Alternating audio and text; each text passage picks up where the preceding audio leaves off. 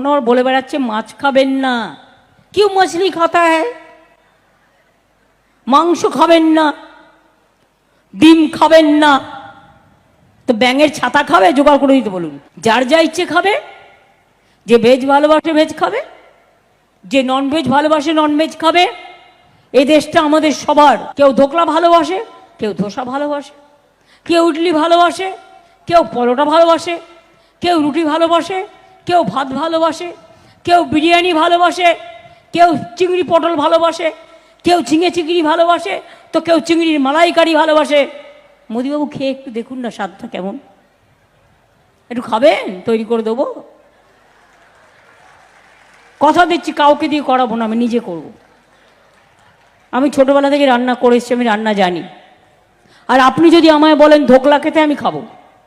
আমি খেয়েছি, ওটা গুজরাটে পাওয়া যায়।